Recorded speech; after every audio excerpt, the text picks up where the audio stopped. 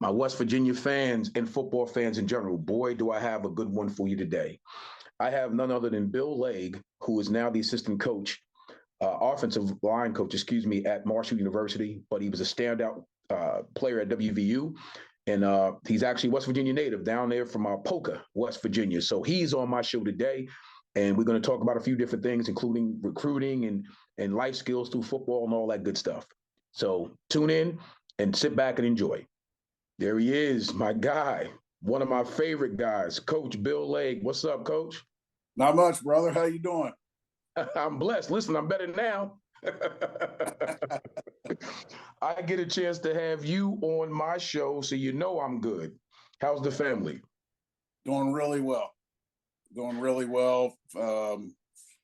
Enjoyed the holiday this past weekend with a lot of family that I haven't had a chance to visit with in a minute because of the nature of my profession.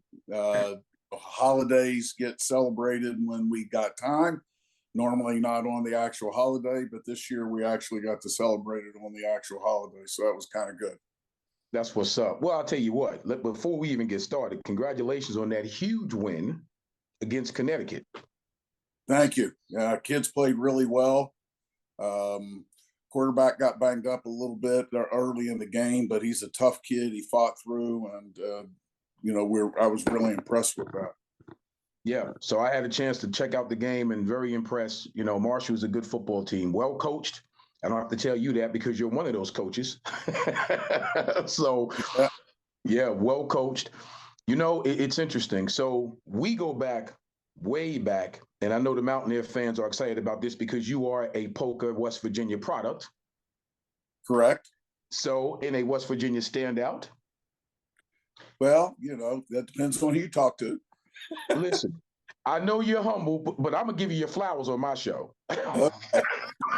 So you will get your flowers today. No, let me tell you something. Coach, listen. Back in the day when I first transferred to WVU and was fortunate enough to meet you, was one of the first few people I met when I got down there. Let me tell you something. You've always been the same. And I appreciate that because obviously you are a high character guy with a serious moral base, and that means a lot. So taking that from the person that you are and then getting into the coaching profession, I personally believe we need more Bill Leggs in this profession. That's my personal belief because I know you as the man.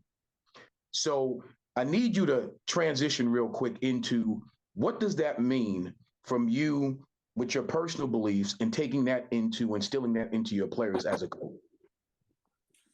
Well, I was very lucky. I was had a really good home life and played for a lot of really, really good coaches.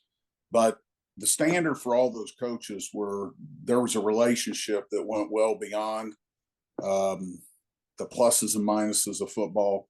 And it was about helping young people develop in every aspect of their life so that when they left you, they had a chance to be successful, whether that was my high school coach helping develop me along with my family so that when I went to college, I had a chance to be successful, or was my college coach that did the same thing. And so I had a lot of different options when I was done playing and kind of fell into the coaching world. And one of the main reasons that I've stayed in the coaching world is I kept that mantra.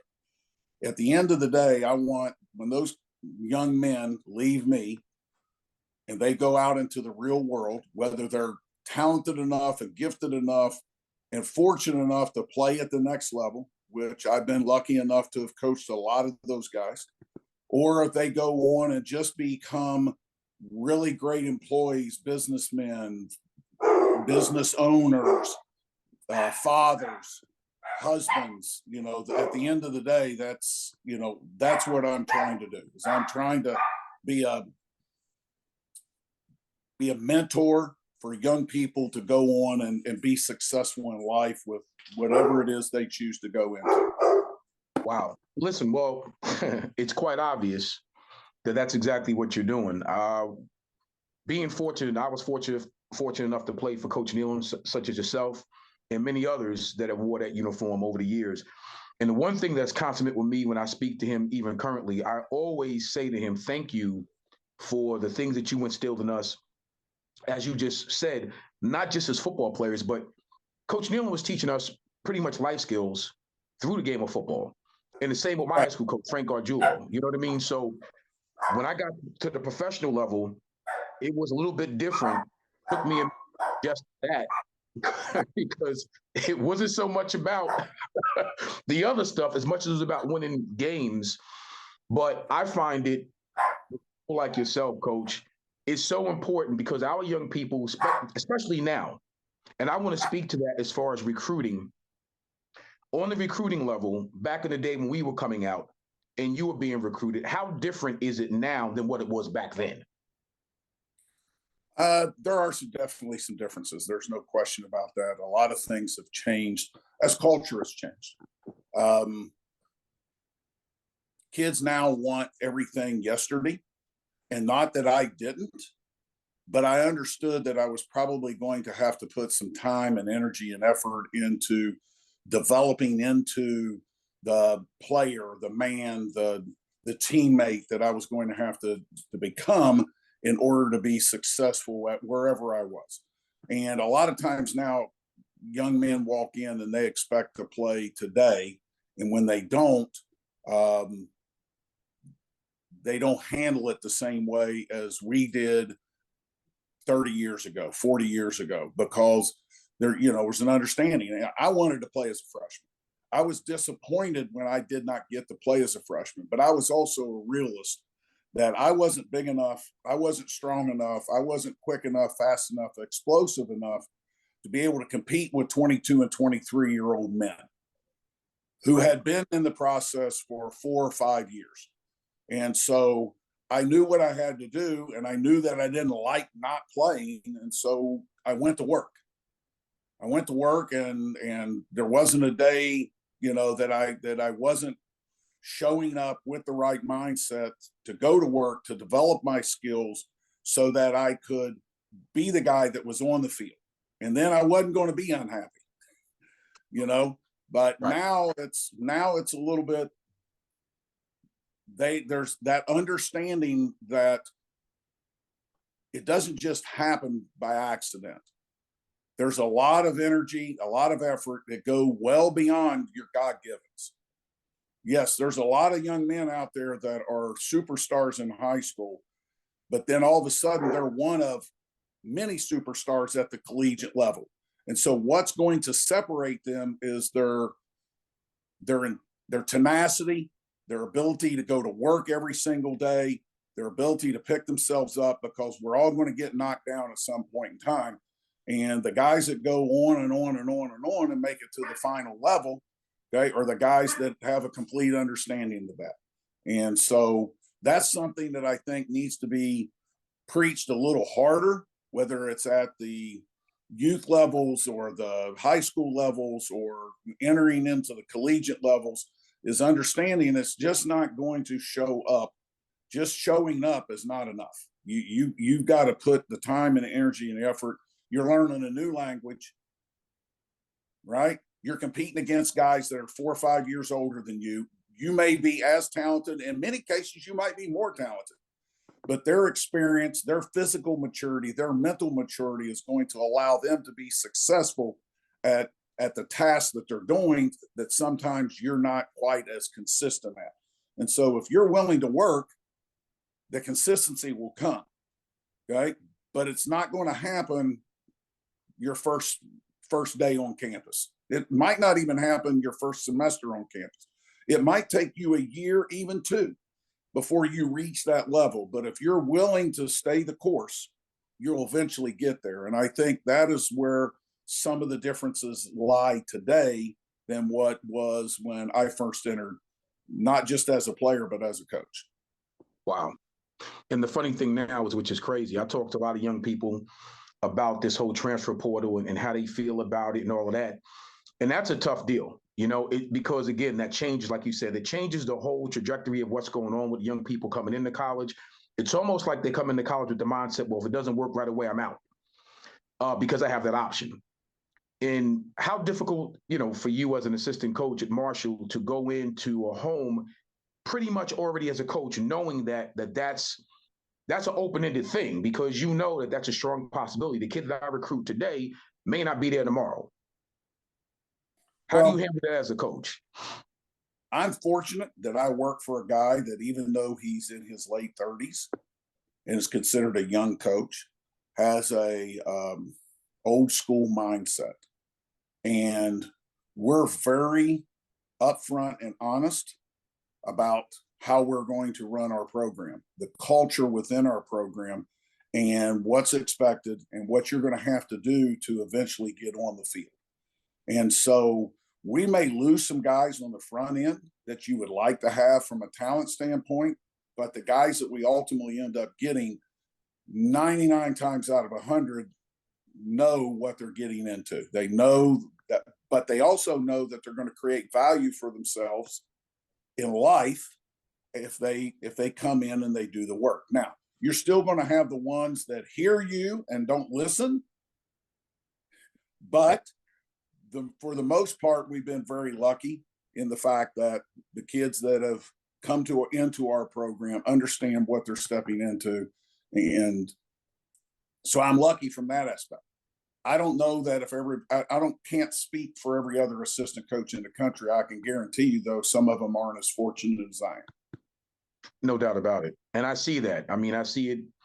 It's on one end, it's tremendously disappointing, because you want that whole piece of, if you make a commitment, the whole deal about making a commitment and sticking to your commitment is so important. Because to me, I'm an old school I'm an old school thinker, where that commitment and tying it into what your word means is a quality. To me, that's an aspect of character.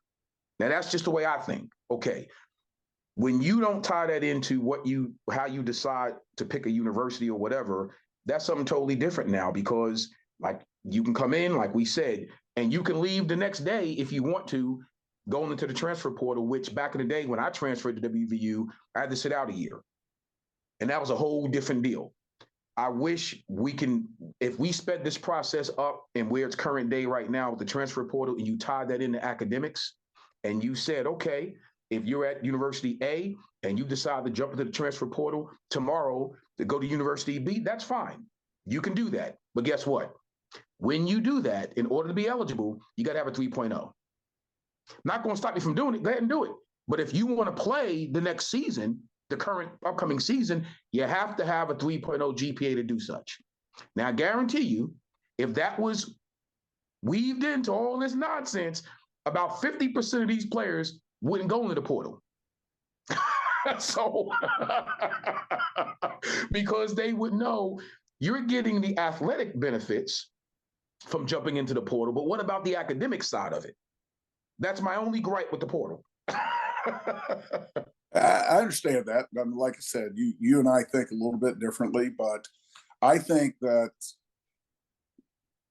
if you're point blank honest up front and they understand, and here's what happens a lot of times too, and I'm not saying this part is any different now than it was 30 years ago, is a lot of kids sometimes get enamored with the school they rooted for their whole lives.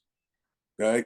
But they don't know really what the backdrop is, but that school offers them and they're going there, or they get enamored with the logo, and they don't cross all their T's, they don't dot all their I's.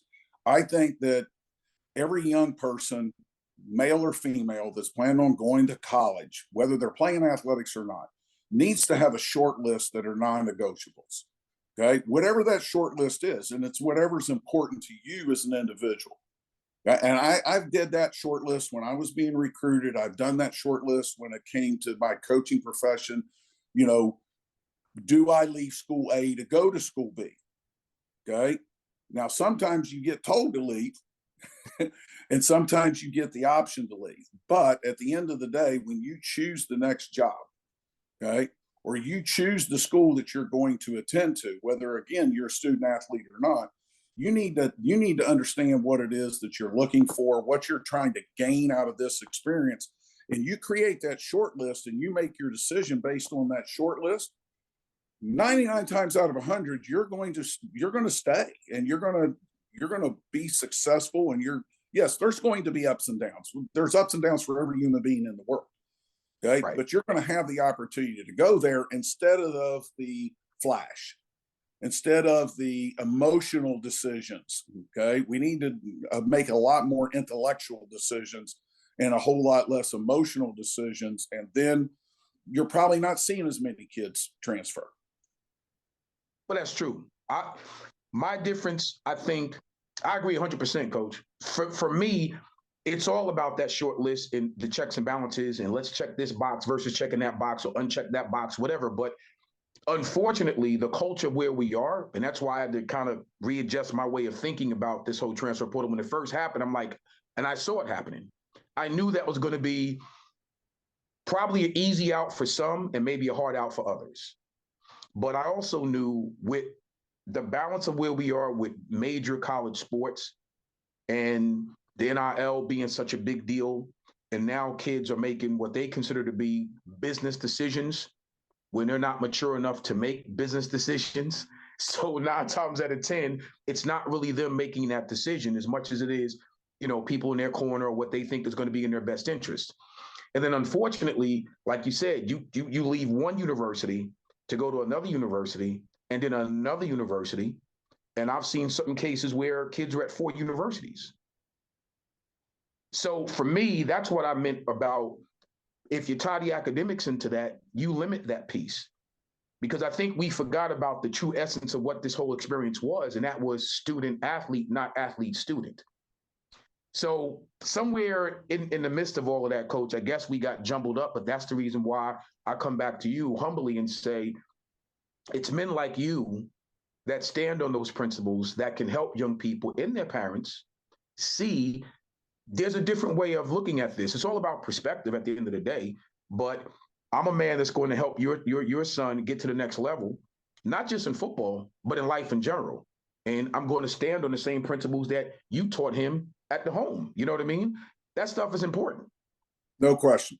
But part of the issue too right now is that, back when you were being recruited and even, 10, 15 years ago, the decision you made, the next 4 affected your next 40, right? And so much now because of the ability to transfer. If I make a mistake, I can correct it. The NIL, which has become a big, big piece, we're becoming very, very short-sighted. We're looking at what can you do for me now? And we've lost sight of the fact of what can you do for me 4 or 5 years down the road when I graduate college? What position am I going to be in at that point in time, whether it's to continue to play athletics at a higher level? Is it to get a job? It is to support my family. Whatever it is, we become very, very short-sighted in what can you do for me now? And, some of these places, if I offered you $50,000 to come play at Marshall and you're an 18-year-old kid, you're going to think that is a ton of money. But ultimately, are you going to Marshall for the right reason, or are you going there because I'm offering you $50,000? At the end of the day, $50,000 in your lifetime is a drop in a bucket. So what's going to happen to you if you stay at Marshall, if you graduate from Marshall?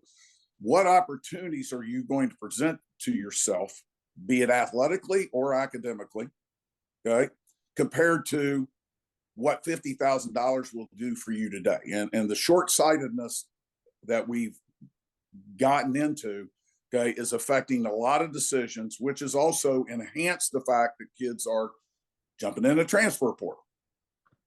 Yeah. You hear these stories, and I'm going to use that analogy because it's a great one, Coach. $50,000 to go to Marshall, and it's a good fit for that kid. It's a good fit overall, academically, athletically, the whole nine.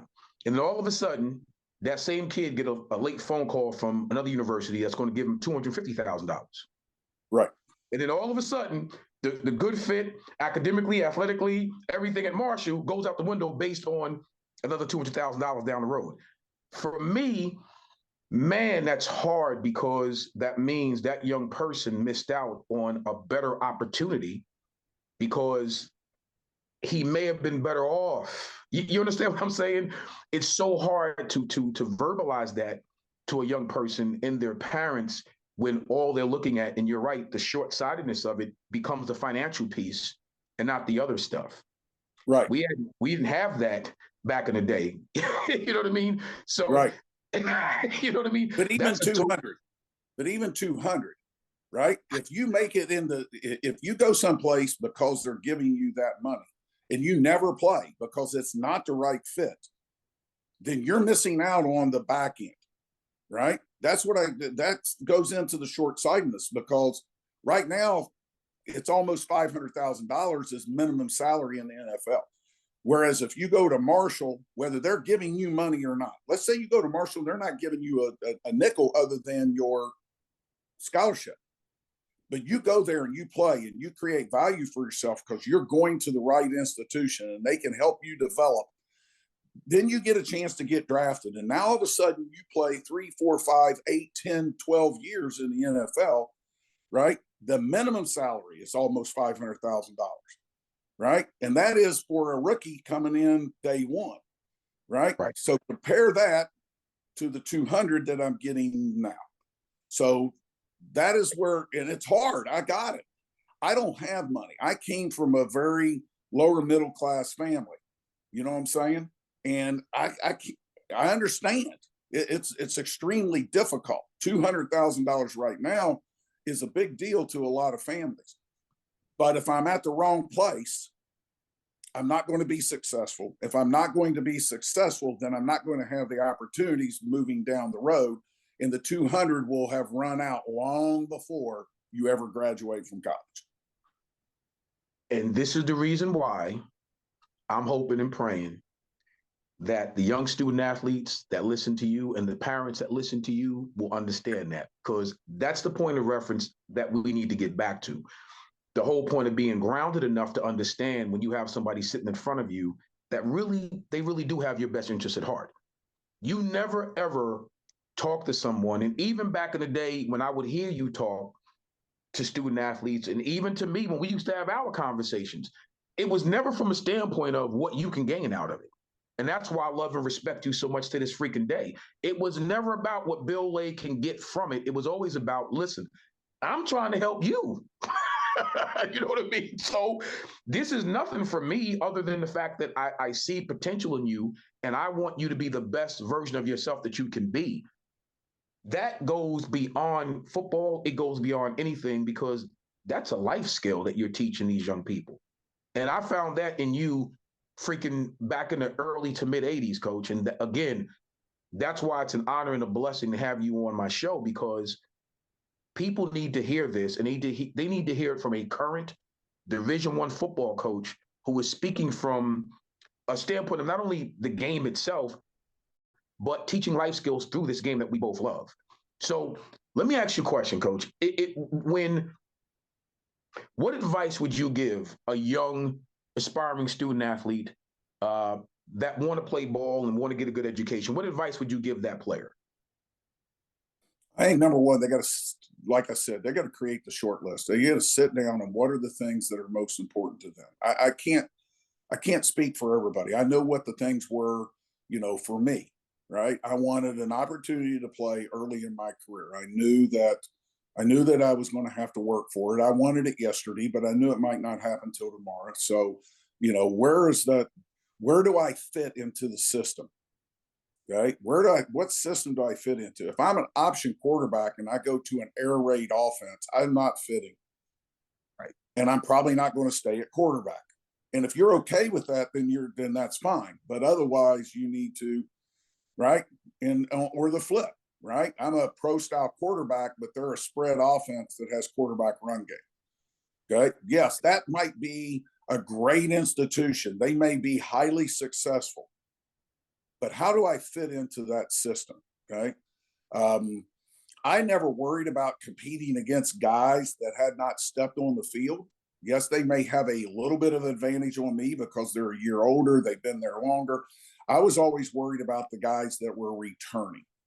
Okay. So when I was trying to make a decision from an athletic standpoint, those were the things that I took into consideration when I was trying to narrow down the football piece of the puzzle. The next thing is where the right, we all think we're smarter than we really are. Okay. I thought I was smarter than I really was when I was 18 years old as well. Okay. So, but where's the place is that same institution going to provide me the academic support that I need to be successful in a classroom? Because right, wrong, or indifferent, even though we sometimes get enamored with the athletic piece, you can't play if you're not eligible. That's number one. Number two, no matter how long you play, there's one Tom Brady. There's one. Okay. Everybody else, okay, is going to have to at some point in time use their education, okay, whether it's street education or academic education or a combination thereof, to help support their family beyond football. Because what was a lot of money when I went into the NFL is not a lot of money now. Right. And what it's a lot of money today, 20, 30, 40 years down the road, when you're still alive and you're still trying to support your family, is not going to be a lot of money because cost of living keeps going up and salaries keep going up. And, you know, $1 million was unheard of in the 80s. Unheard of in the 80s. And now $1 million is nothing. $1 million, you can't live off of $1 million for an extended period of time. And that's crazy to say. I mean, it's even crazy when I'm thinking of it coming out of my mouth, but that's reality. So you got to set yourself up for success. What are the things that are going to help set you up for success? As a student athlete, the opportunity to get on the field early in your career. You do not have to start as a freshman. You don't even have to start as a redshirt freshman. But if you can get 2 to 3 years of really, really good film and develop yourself as a student, as an athlete, then you're going to position yourself for a chance to go beyond whatever the college thing is. Okay. And then the same thing academically. You want to walk out of there with that piece of paper because that piece of paper is going to open doors for you that you can't open for yourself. So where can I go that I fit? Where can I go that if I compete my butt off, I can get on the field early in my career by year 3 at the latest? Okay. And where am I going to get who's offering me an accredited academic program and good academic support so I can be successful as a student as well? And then you're going to walk out there with the whole package. You're going to walk out there with an opportunity to have a contract in one hand and a degree in the other hand. And then with the work habits that you've developed while you're in college, you have a chance to be highly successful in life. At the end of the day, if you're highly successful in life, you'll figure the rest of it out. Wow. Coach Bill Legg, man, I appreciate you. I really do. Thank you for being part of this, of my show. And I'm going to be back in touch with you, my guy. Appreciate you, brother. And you know you can call me anytime. You got it. Listen, thanks again. And please give my best to your wonderful family. Will do. You do the same. I will. We'll talk soon. Woo, what did I tell you, West Virginia fans and fans in general of just collegiate sports? Bill Legg is a man of character, and I've known him from since the mid and early 1980s. And this guy is such a quality guy, and you can hear it, you know, in the interview. Just a really, really charismatic and caring person and a great coach. And let me tell you something. If I had to do it all over again, I'm coming out of high school, I definitely want to play for a man like that because he brings a lot of other intangibles to the table. And as you heard, he cares about his players and their futures. So there you have it. That was Bill Legg, the assistant offensive line coach at Marshall University. Thank you for tuning in, and I'll see you next week. Take care.